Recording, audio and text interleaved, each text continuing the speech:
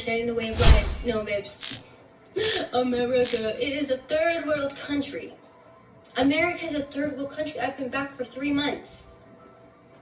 So this is my new channel.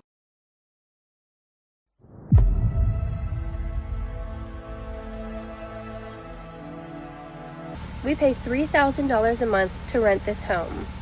When we move in the camper, we could live there for 6 months for what would equal 1 month in the house. But the government doesn't believe you guys will fight back, and they're trying to make you so tired that you won't fight back, or you will become so rageful and you won't think straight, so you'll get yourself in legal trouble, and then once you get locked away, you can legally be used as a slave. It says it in our amendments. When you get arrested, you can be used as a slave. Is going on. No shower, nowhere to cook, no kitchen, no running water. And I want you to pack that vehicle with everything that you own, so you have no space to do anything. And then I want you to try not to get arrested, because it is illegal in the United States to sleep in your car unless you're in a certain designated area. And I want you to do all that while working 40 hours per week and carrying on your regular activities. At the end of that 2 weeks, I want you to tell me how rested and clean you are and what your quality of life is like. About the fall of white America, okay? White men, human trafficked black people from Africa, made banks and wealth off this country, made banks, wealth, and institutions off of that, and they're the only people that can afford, stuff in this country. If you ran a race for 500 years and each lap was 1 year, that's 500 years of basically each time, like on Monopoly, 200 you pass go, they up on us, and they owe us reparations. Because we the ones that built the track, okay? A lot of Americans are starting to notice something very uncomfortable that they can't avoid anymore, and that's the fact that this country no longer looks like the America that they believed in growing up.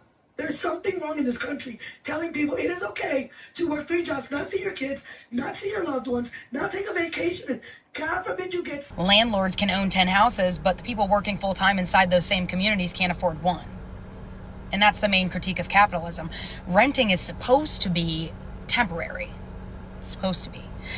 But when rent is eating your paycheck, you never save enough to escape it. Owning a home has actually been one of the main ways families build wealth in America. But when you own a home, the money that you are spending every month can turn into something you actually own. But when you're renting forever, your money is only building your landlord's wealth instead of yours.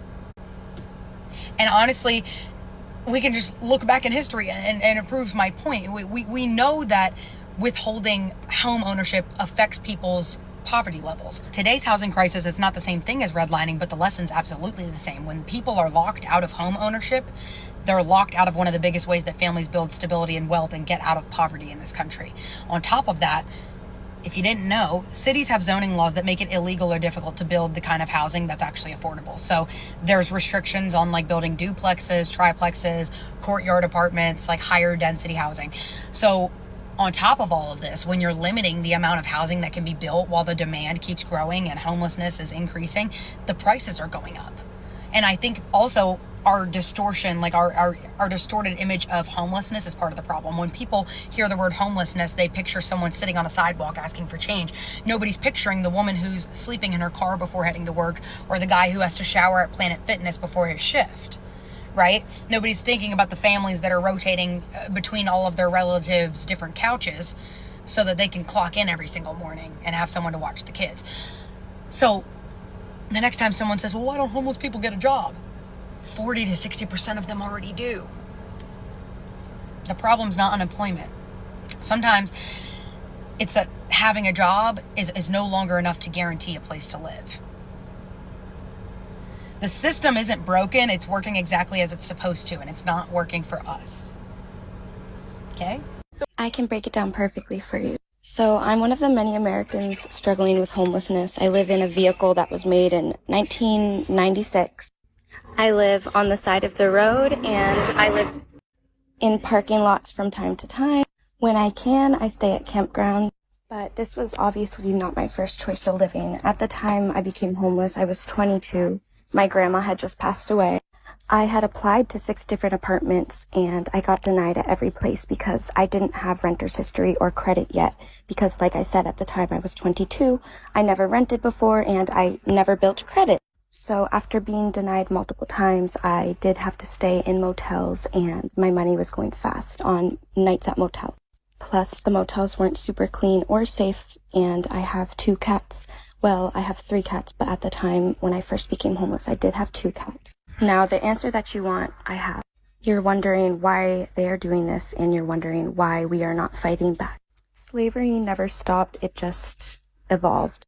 The government requires you to be a slave to them in order to rent an apartment.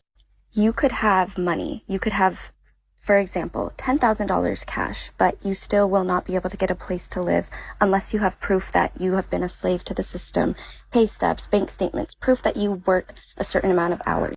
If you are not making money for the government, then they don't want you. They don't want to help you, and they see you as a burden. The system is set up for rich families. If I had a cosigner, I would be able to get a place to live, but I had no family or friends to cosign for me, so I've just been navigating this kind of by myself, and I spent my life savings on this vehicle so that I didn't have to sleep in my car or outside in the park. But the government doesn't believe you guys will fight back, and they're trying to make you so tired that you won't fight back, or you will become so rageful and you won't think straight, so you'll get yourself in legal trouble, and then once you get locked away, you can legally be used as a slave. It says it in our amendments. When you get arrested, you can be used as a slave. Like, I just really needed to breathe. legally. It says it in our amendments in very little font.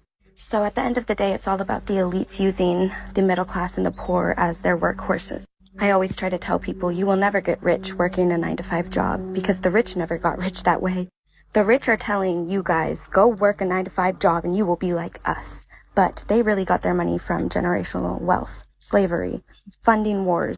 The reason inflation happened and you guys need to be making more money for your rent and for your gas is because they're giving money to the wars, because the rich elites of our country make money by funding wars, by trading missiles and trading weapons and stuff. So that's why they need you guys to work extra hard for them right now, because you guys are helping funding the war.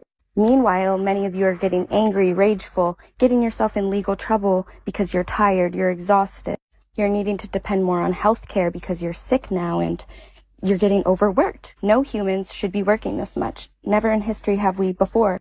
The funniest thing is, right now, I'm homeless living on the side of the road, but I'm making more money than my grandma was, or my grandparents, my mother's much. Never in history have we before. The funniest thing is, right now, I'm homeless living on the side of the road, but I'm making more money than my grandma was, or my grandparents, my mother, like back in the day. Their rent was like $300. But they're going to tell us that they worked just as hard as us and that we're the bums and we're lazy because they're not going to own up to the mess that they made. And they don't care anyways because they're not going to be on Earth for much longer. So we're going to be the ones to deal with it, and then our children. But you guys just have to realize it's about slavery. It's about power and control. It's about feeding the elites, feeding the rich. They don't care what happens to you. They see you as ants. If you pass away, they will replace you with a new employee. They really don't care. You're just money. You make money for them, and they even say money doesn't exist. It's just meant to control you because they know money doesn't exist. They trade numbers. They do not trade money. Money is paper. It's a made-up thing to control the middle class and the poor so that you guys stay in your lane. So you can keep getting angry like this, but that's not going to do anything. You have to become brave. Stop depending on the government. They control you with fear because they think that you need them. They took away our human instincts, so you don't think you can hunt for food or make your own house, but you think you can make money to pay somebody to do it for you. And that's where they have you, because you don't know how to be self-sustainable anymore and you need to rely and depend on them. When at the end of the day, we have trees we can go cut down and build our houses. We know how to build a fire. I grew up in a town where hunting is a thing every season. We hunt for deer and turkeys. But they have you fooled thinking that giving away $2,000 every 30 days is winning. When at the end of the day, not paying rent is winning, dude. I don't pay rent. Literally, I've never paid rent in my entire life. I tried, but they didn't want me to because I didn't qualify. So now I've been learning how to live in different ways without the government, and they hate me for that. But in these next couple of years, you're going to see van life, RVs, trailers all over the place because some people want to be free for the little time that we have on Earth. We don't want to be working our young lives away for corporations that don't care about us. At the end of the day, people need to stop paying rent and fueling the rich and the elites, but that's not going to happen. So, get it how you live it while you're on earth. Try to enjoy your time while you're here, and just try to wake up to the fact that money and material items. I'm homeless and I'm carless, but I do have a job. So join me on my journey as we turn these challenges into triumphs and save for another car. This is why you don't assume that all homeless people don't have jobs. So there's a guy right there and a guy right there, and he's screaming at him, "Get a job, bum." And the guy's like, "I have a job, you I just don't have housing. I can't afford housing, but I have a job. I work every single day." So that just goes to show you, you can't assume that all homeless people are jobless, because they are not. 40 to 60% of all homeless people have jobs. The reason that they're homeless is, number one, the documents. They've lost their documents in the move, or getting kicked out, or getting a divorce, and they put it in storage, and storage was too expensive, so they had to let it go.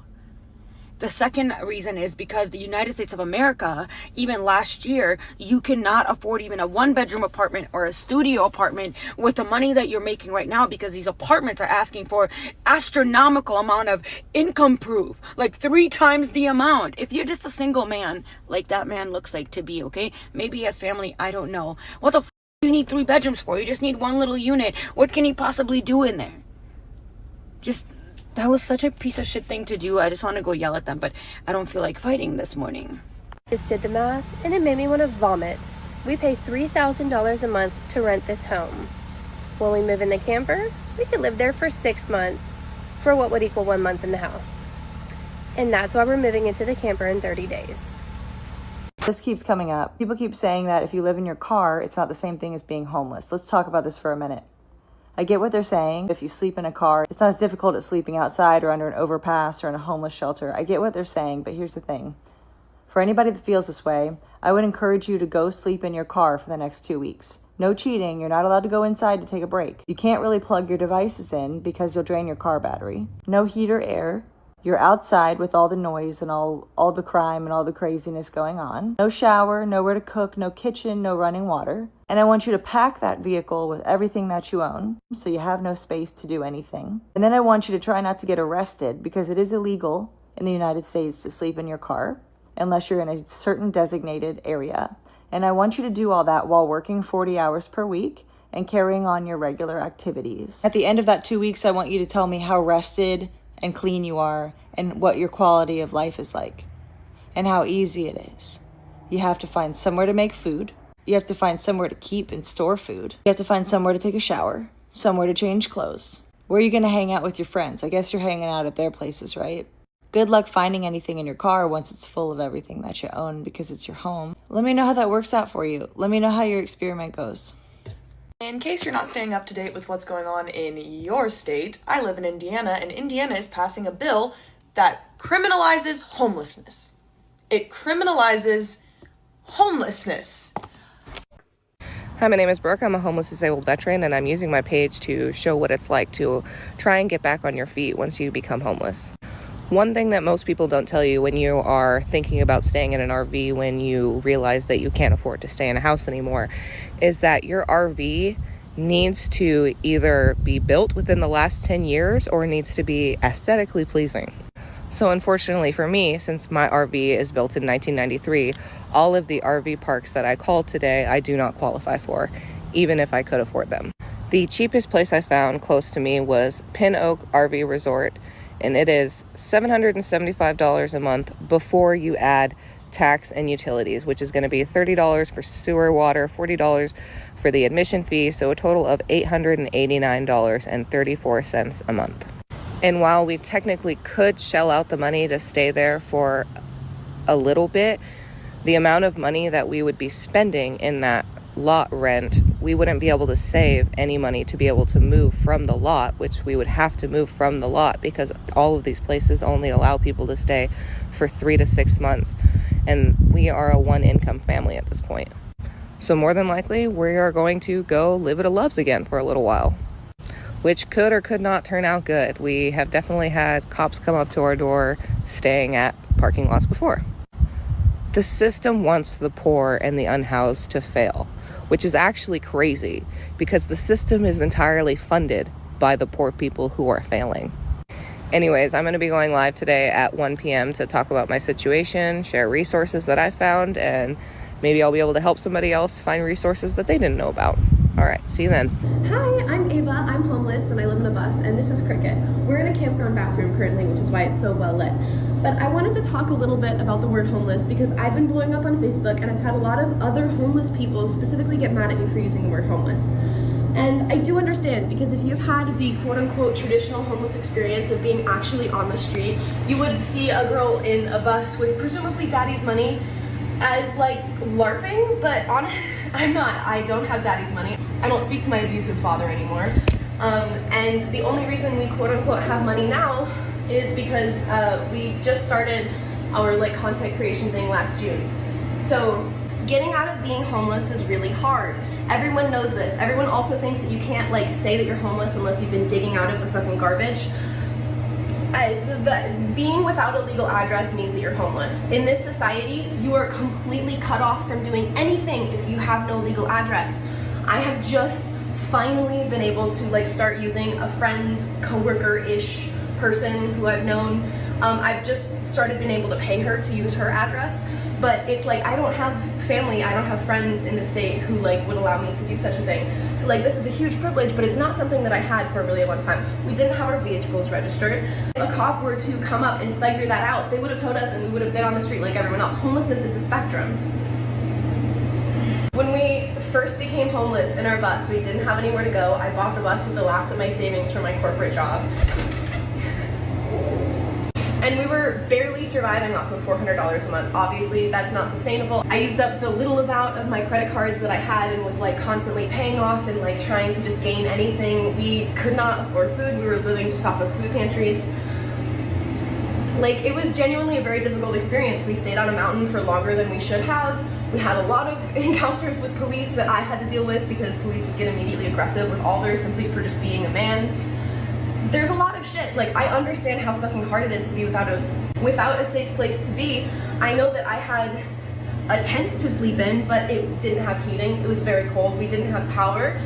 We basically just had like a steel tent that could move around. Like, it's... Our tent finally gave up on us, y'all. Let's put up a new one. Being homeless is no joke. Being homeless in a tent, no joke, y'all. This is real wild. I'm mainly saying this because this is literally, like, we set this up probably like 3 or 4 days ago, and it's already broken, y'all. No, it didn't collapse on the cats. Nothing happened to them. Nothing happened to anything or anybody, y'all. The tent, like, moved over a little bit and ripped a piece of, like, the corner part out. So, like, there's a big ass hole in the corner of it now. Yes, our brand new tent, y'all. The one we had previous to this was also a brand new tent, so I don't know what the fuck's going on. But we went and bought this one, and it was fairly cheap for how big it is. I was surprised. Just mad that it's broken already, so it's fine. We'll fix it, or we'll go return it, get our money back, or just get a different tent. I don't know, y'all. We'll see. Or we might just deal with this one because it's just too much work to go all the way back into town again, take all the shit out of this, and then buy another. I don't know. It just seems like too much rather than just dealing with what we got. I don't know. We'll see. But anyway, back to what I was saying before, y'all. We have literally been through like 4 air mattresses and literally just gave up. We have a twin air mattress and we got that when we got here. Our kids have been sleeping on that. Luckily we got that last minute. The one that we had before that the kids were sleeping on literally had got a fucking hole in it. So we got extremely lucky with this one. So the boys sleep on there and we sleep on the floor, and it's rocky as shit. My hips hurt like a bitch, but it is what it is, and we have a place to stay, and that's the only thing that I care about. While a lot of y'all disagree with how we're living and everything like that, we're doing it with purpose and intention. It's not forever. It's just temporary, y'all. And also, while I know you guys won't listen to all this or even get to this point of the video to even care enough, I still always want to throw that out there just in case somebody does make it this way. We're exhausted, y'all. We're so tired. I mean, like, think about camping for, I think we've been doing this for 5 or 6 weeks now, and then now we're just like in a whole new environment, whole new everything. It's so wild, y'all. As always, we're doing the damn thing. I think this is like our 8th home literally in like 4 months, y'all, and we're just like, what the fuck is really happening here? There's only so much we can do with our situation, and honestly, we're just doing the best that we can with everything that we have, which is honestly more than a lot of homeless people, but I don't view us as the typical homeless people. We're honestly just a family that fell on hard times, and we'll get right back off of these hard times. We'll be just fine. I feel like there's a lot of lessons in all of this, and honestly, I just can't wait to get the hell out of it and figure out what the hell all the purpose was. Here's the finished product of this butte. It's a lot bigger than our other one. My husband still has to put over the tarp on top, but here's the inside. My son's crawling around in there already. It's beautiful, and we absolutely love and adore it. Like I said, it may not be perfect to y'all, but it's perfect to us, and it'll we'll do with what we have right now in the situation that we're in right now. As always, we love those who love us. Thank y'all. In a van, in a parking lot, and I don't want to travel. I don't want to find another spot. I like this parking lot. This is the best parking lot that I have ever seen. And I've traveled to a lot of parking lots.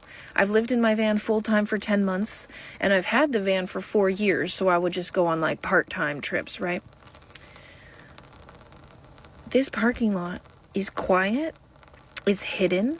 There's great internet service, so I can do all the work I need to do. Also, when I open this side door, the only thing that's over here is nature. So it's not like I'm opening the door to stores or other cars. Like when this side door is wide open, which it is, most of the day while I'm working, I see plants and I see flowers, and there's actually 2 hummingbirds that live in this tree over here. And the hummingbirds, they come right up to the cat. It's the weirdest thing I've ever seen. But the cat will be like sitting on her cat tree, looking out the door, and this hummingbird just comes like eye level. And you can always hear it because their wings sound like a little mini helicopter. And I'm like, oh my God, hey.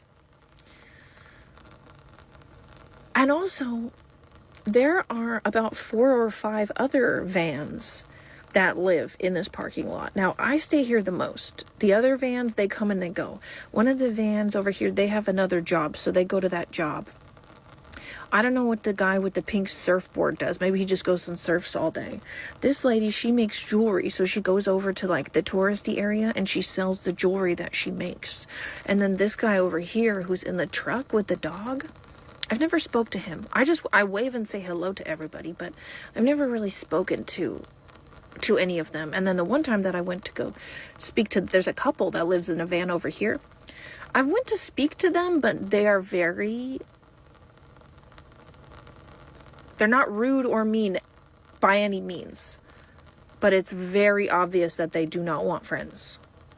They have no desire whatsoever to communicate or connect, but again, they're not rude, so it's not like one of those situations. So, respect. You don't want friends, that's great, because I don't really want friends either. But I know it sounds weird that I'm living in a parking lot, that I stay in the parking lot, and that I don't want to leave the parking lot. But maybe if you were in my situation, you would understand. I like living in this parking lot more than I liked living in my old neighborhood. It's more quiet, there's less traffic, and there's a grocery store right here. I'm also making acquaintances with the people in the grocery store. They notice me, they recognize me, they're really nice to me. They know this is my van. There's a mall that's walking distance. There's lots of food. There's a Ross. So, really everything I need is right here in this parking lot. And I know it's weird, but I've always been weird. Federal minimum wage, and I cannot afford to live. This is day 2 of living in my car because I filed for bankruptcy, had to move out of my house, and couldn't find a place to live. So here is what I'm living in, a 2017 Toyota RAV4. Up here, I got some storage, which I bought this before I filed for bankruptcy because I kind of figured this is where we were going to go. And I didn't have this car. I had a totally different car, but I keep specific things up there, and then my bedding and that kind of stuff. And then we sleep in the back. And I got my pup in here. It's a little bit of a mess. I'll get it cleaned up and show you how we have it set up inside. But I also have a cat that lives in there as well. I just got a camping ticket, y'all. A misdemeanor for having my tent up because I don't want to sleep around, tweakers and a bunch of people all night because it brings out my anxiety and I can't sleep. And, they make it impossible for people to be homeless, like where, I don't want to be in a park. I don't want to be out out downtown. I'd rather be out here by the by the river, and I can't even do that.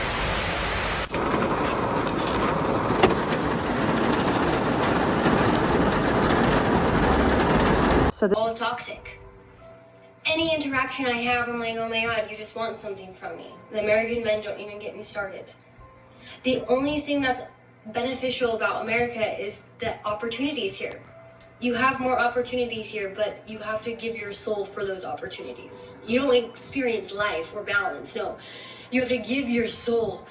So who do you think she's talking about? You got to give your soul. And she's talking about American men are horrible.